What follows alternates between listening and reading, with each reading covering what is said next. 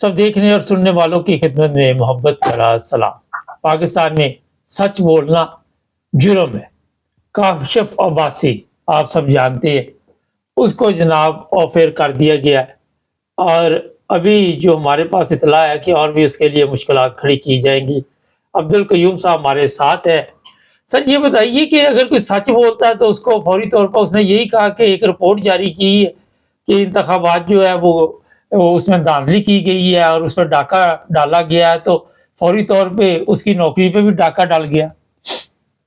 बिल्कुल, बिल्कुल। उमर साहब, ये किसी को शक नहीं होना चाहिए कि अगर आपके इदारे देनदार होते, हाँ। तो जैसे इमरान की पार्टी को दबाया गया मुख्तलिफ तरीकों से, तो इसका इसका मतलब था ना कि आपके इदारे जैसे जजेस हैं, तो ये खुद कहते हैं कि क्यों ऐसा सब कुछ हो रहा है। इलेक्शन अगर गलत हुए, अगर उनके चोरी हो गए, तो फौरन इंक्वायरी करो और चेक करो क्या वाकई इलेक्शन कमिश्नर जो है उसने बेईमानी की है या चीफ ऑफ आर्मी स्टाफ ने बेईमानी की है या ये चीफ जस्टिस पराना जो था उसने बेईमानी की है। तो उसका रिएक्शन आता है दुनिया की जिंदा कौमों में फौरन हर चीज का रिएक्शन आता है। काशिफ अब्बासी, मैं आपको बताऊं कि ये बड़ा आप कहें कि बिल्कुल वो अच्छी अच्छी अच्छी यानी तबीयत रखने वाला शख्स है। ये ज्यादा एग्रेसिव कभी भी टीवी के ऊपर नहीं रहा, लेकिन बड़े मीठेपन से बातें करता है और लोगों को पता लग जाता है कि ये हमारे खिलाफ हो रही है। लेकिन अगर उसके खिलाफ भी इन्होंने कहा कि इसको नौकरी से निकाल दो, तो फिर माफियाज जो हैं, ये माफियाज पाकिस्तान के ऊपर कंप्लीटली अभी हावी हो गए हैं। उन्होंने जजेस को पांव तले दबा दिया, चीफ ऑफ आर्मी स्टाफ आपका गद्दार हो गया है और इलेक्शन कमिश्नर पहले ही गद्दार था, पार्लियामेंट में सब गद्दार बैठे हुए हैं।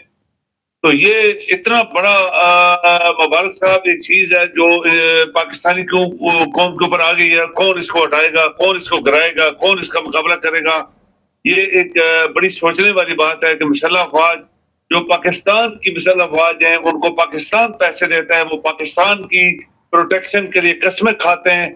और जब इस तरह के हालात पैदा होते हैं कि दुनिया के करप्ट तरीन माफियाज, हरामखोर लानती लोग जब हावी हो जाए, झूठ एक किसी पार्टी की जीती हुई सीटें लेके जबरदस्ती हुकूमत कर रहे हो, ये मुसल्लह अफवाज का काम है।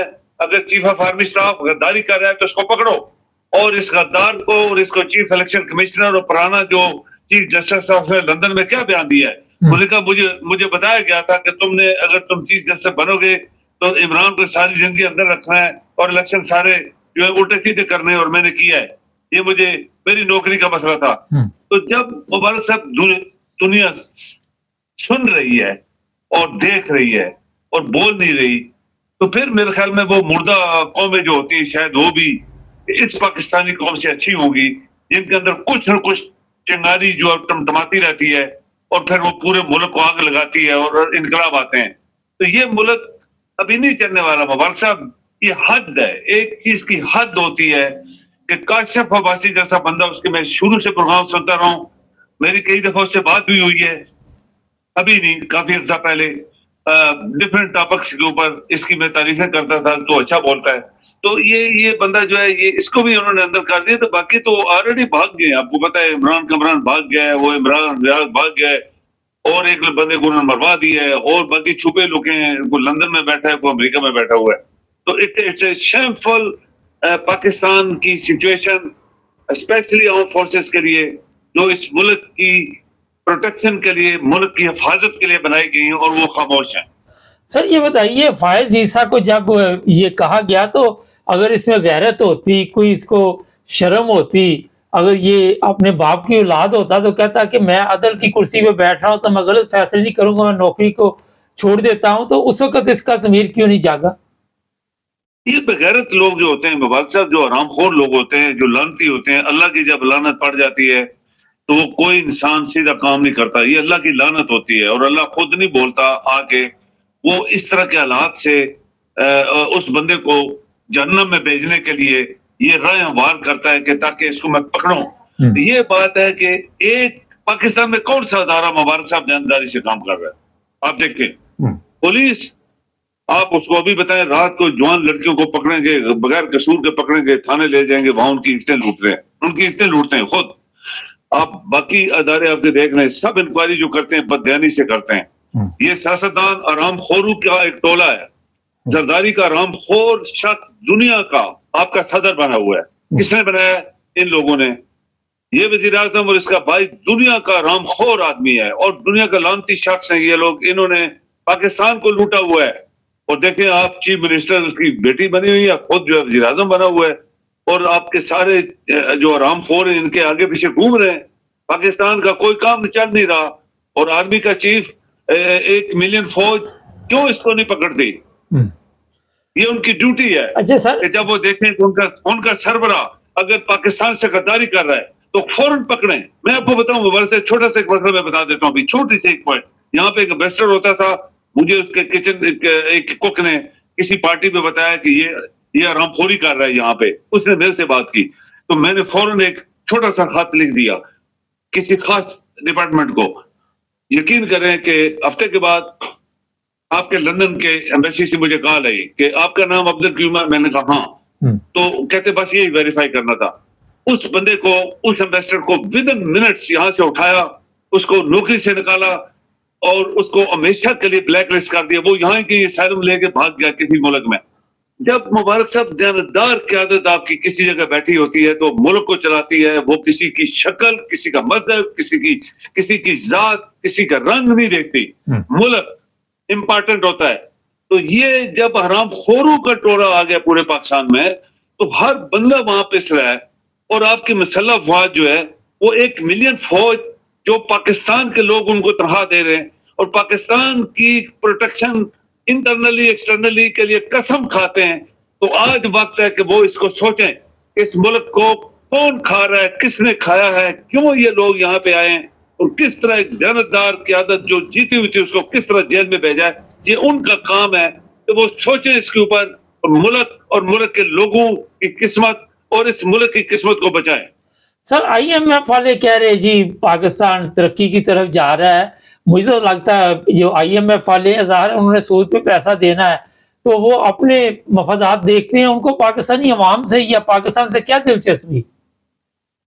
देखिए मुबारक से बात यह है कि IMF एक बैंक है और उसको कंट्रोल अमेरिका करता है, नेचुरली करता है। तो ये लोग जो है आप देखें ना, जितना पैसा है ये कहते हैं हमें IMF इतने करोड़ दे रहा है, इतने मिलियन दे रहा है, पर पैसा तो उधार दे रहा है वो तुम्हें। इन्होंने क्या क्या गारंटियां दी हुई हैं किसी को पता ही नहीं है। सीक्रेट गारंटियां होती हैं, ठीक है तुम हमारा फलां चीज ले लो, फलां चीज ले लो, अंडर रिसोर्सेज, सोना जेवर, ये वो जो भी जमीन के अंदर है उसको हम बेच देते हैं, कोयला बेच देते हैं, एयरपोर्ट्स बेच देते हैं, ये स्टील मिलें बेच देते हैं। ये सब कुछ ये इन हरामखोरों के हाथों में है। इन्होंने क्या क्या गारंटियां दी हुई हैं, किसी शख्स को पता नहीं, मुल्क को पता नहीं। और पॉसिबली पाकिस्तान का कोई अदारा अगर ध्यानदारी से काम कर रहा है तो उसको भी पता नहीं होगा। आपके जजेस किस तरह तरोड़ मरोड़ के वहां बैठा दिए गए, किसी को इंसाफ नहीं मिल रहा। और ये सारी चीजें जो IMF जो है वो अगर उनको पता होता कि ये जो कुछ इमरान के साथ हुआ है ये बददियांती से हुआ है और उसकी पार्टी को तोड़ फोड़ के सब कुछ आर्मी चीफ और ये जो हरामखोर है लौरी और जरदारी जो दुनिया का हरामखोर आदमी, इन्होंने सब कुछ किया हुआ है, तो वो इनको पैसा ना दें। जब पैसा नहीं मिलेगा तो पाकिस्तान के अकाउंट में तो पैसा है ही नहीं है, तो ये खुद हाथ खड़े क्या करेंगे? लोग इनको पकड़ेंगे। मुबारक साहब आपकी कौन मुर्दा है ना, हमने बोला है लोग आज 1 लाख 10 लाख बंदे सड़कों पे आ जाएं, आप यकीन करें मुबारक से भी रात को भाग जाएंगे। आपकी कौम जब मुर्दा हो गई है, 24 करोड़ का नाम लेते हैं और टीवी के ऊपर बढ़के मारते हैं, तो जब कोई जानदार एंकर सीधी भी बात करता है, जैसे आपने काशिफ अब्बासी का नाम लिया, तो ये हमेशा बड़ी कहते हैं को सुकून से आराम से बातें करता है, ये वो ऊंचा बोलने वाला भी नहीं है, तो उसको भी इन्होंने नौकरी निकाल दी है। तो बाकी फिर अल्लाह ही खैर है बाकी सब लोगों की। ये जजेस बददियानत हो गए, आपके सियासतदान दुनिया के हरामखोर हो गए, बददियानत हरामखोर, पाकिस्तान के दुश्मन। चीफ ऑफ आर्मी स्टाफ कभी भी इतना बददियानत को शख्स, इसके और बाजवा और एक आध ज्ञानी और ये वो थे 4 बंदे।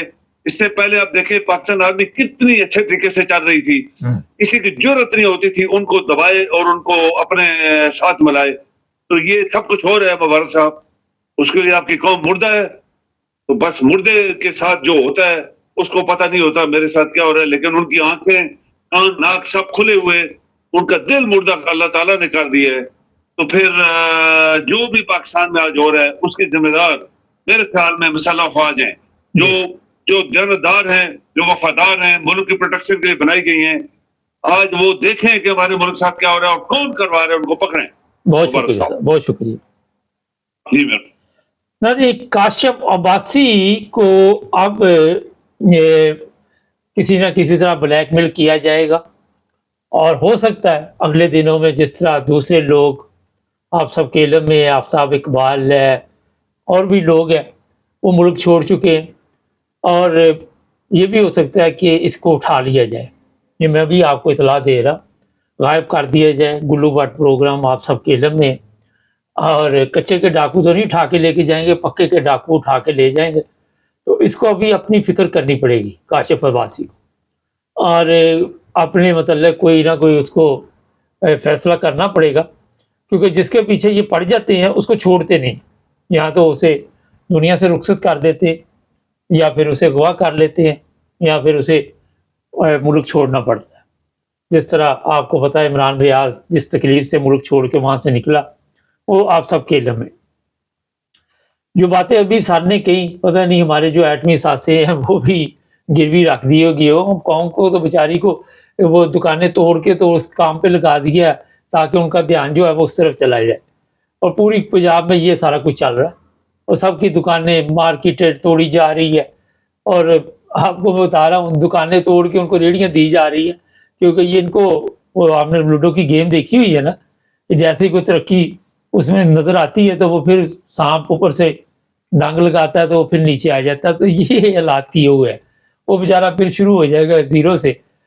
इसी तरह पाकिस्तान चल रहा है, आप सबके इल्म में है। चैनल को सब्सक्राइब कर लें, जुड़े रहें हमारे साथ।